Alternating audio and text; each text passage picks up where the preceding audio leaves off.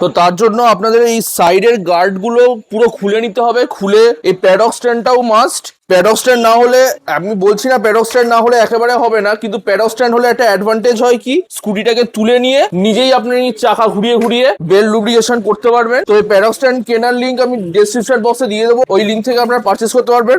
তো এবার এই স্ক্রুগুলো খুলতে হবে।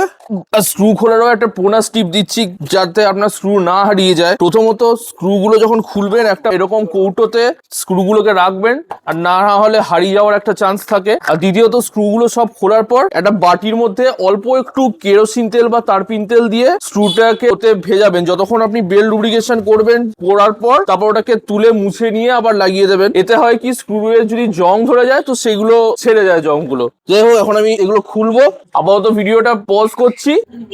আপনাদের স্কুটি স্ক্রু খোলার আর একটা বোনাস টিপ বলে দিচ্ছি, সেটা হচ্ছে এরকম গেট যে দেখতে পাচ্ছেন, গেটের সাইডে এই সাইডটা স্ক্রু খোলার সময় একটু অসুবিধা হয়, মানে আমার তো হয়ই। তার কারণ স্কুটিটা এরকম হেলে থাকলে স্ক্রু এভাবে খুলতে সত্যি খুব অসুবিধা হয়, কারণ একদিকে হেলে রয়েছে। তো এর জন্য বেস্ট উপায় হচ্ছে এরকম ভাবে স্কুটিটাকে দাঁড় করিয়ে গেটে হেলান দিয়ে দিন, সবচেয়ে ইজিলি স্ক্রুটা খুলতে পারবেন।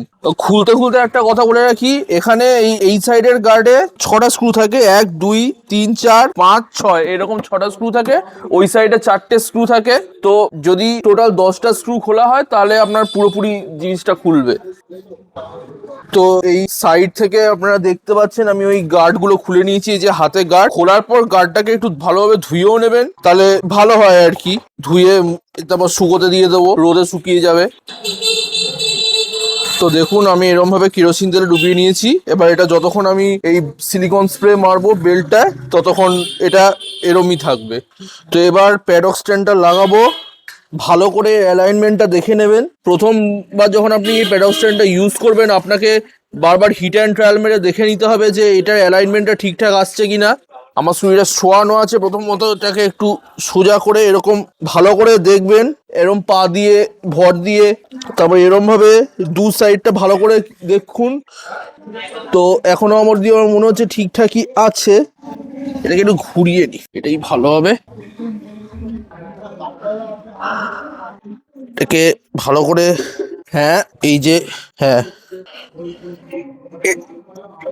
এরম ভাবে